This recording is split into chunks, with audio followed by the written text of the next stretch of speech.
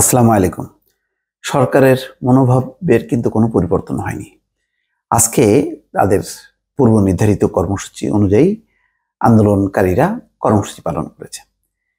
সেখানে তারা শান্তিপূর্ণভাবেই তাদের মিছিল সমাবেশ করছিল, কিন্তু বিভিন্ন জায়গায় পুলিশ লাঠিচার্জ করেছে। সেটি ঢাকায় ঘটেছে, ঢাকার বাইরেও ঘটেছে। শিরোনামগুলো পড়লেই বুঝতে পারবেন। প্রথম আলোতে বলছে যে ইসিবি চত্বরে জড়ো হওয়া বিক্ষোভকারীদের পুলিশের লাঠিচার্জ। তারপরে খবর হচ্ছে বৈষম্য বিরোধী ছাত্র আন্দোলনের সহ সমন্বয়ক ঢাকা বিশ্ববিদ্যালয়ের 2 জন শিক্ষার্থীকে আটক করেছে। রাজধানীর বিভিন্ন স্থান থেকে 20 জন বিক্ষোভকারীকে আটক করেছে পুলিশ। এখন খবরগুলি আসছে সারা দেশ থেকে, পুরো খবর দর্শক এখনো এসে পৌঁছায়নি। আরেকটি দেখেন যে সেখানে বলা হচ্ছে রাজধানীর বিভিন্ন স্থানে শিক্ষার্থীদের বিক্ষোভ, আটক 24। এই খবরটা দিয়ে শুরু করি। রাজধানীর মিরপুর, ধানমন্ডি ও পল্টন এলাকা থেকে অন্তত 24 জনকে আটক করেছে পুলিশ। আজ সোমবার দুপুরে বৈষম্য বিরোধী ছাত্র আন্দোলনের বিক্ষোভ কর্মসূচি চলাকালে তাদের আটক করা হয়। একদিকে আটক করা হচ্ছে, দমন পীড়ন চলছে, অন্যদিকে আবার রাষ্ট্রীয় পর্যায়ে শোক পালন করা হবে আগামীকাল। কি অদ্ভুত! এটা কি স্ববিরোধিতা না? এটা কি তামাশা না? মিরপুর থানার ওসি মুন্সি সাব্বির আহমেদ জানান, দুপুর 12:30টার দিকে মিরপুর 10 নম্বর গোল চত্বর এলাকায় বিক্ষোভের সময় 10 জনকে আটক করা হয়।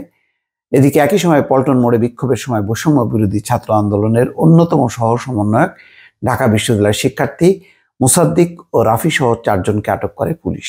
অপর ঘটনায় দুপুরে ধানমন্ডির স্টার কাবাবের সামনে জড়ো হয় বিক্ষোভকারীরা, সেখান থেকেও পুলিশ 10 জনকে আটক করে। তো আমরা দেখি প্রথম আলো কি বলছে, যে ইসিবি চত্বরে জড়ো হওয়া বিক্ষোভকারীদের পুলিশের লাঠিপেটা, মিরপুর ও ধানমন্ডি থেকে আটক 20।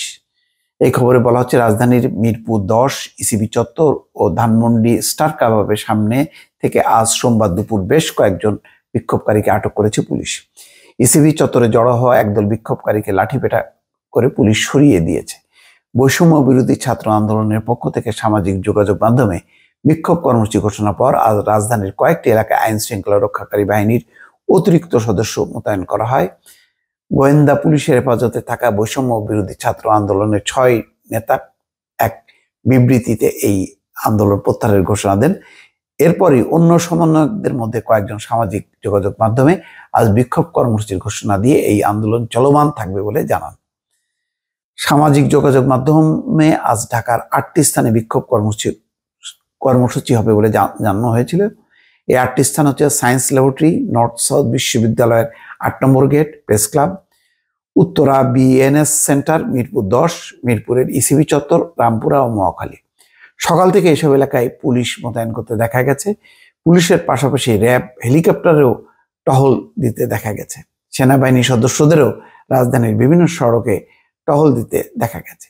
তো এই হচ্ছে পরিস্থিতি দর্শক। এই পরিস্থিতির মধ্যে কিভাবে শান্তিপূর্ণভাবে ছাত্ররা তাদের যে বিক্ষোভ, তাদের সহপাঠীদের হত্যার বিচার এবং আটক যারা, তাদেরকে মুক্তি, অসংখ্য মামলা, সেই মামলা প্রত্যাহারের দাবি কিভাবে শান্তিপূর্ণ বিক্ষোভের মাধ্যমে পরিচালনা করতে পারবে, সেটা এখন প্রশ্ন।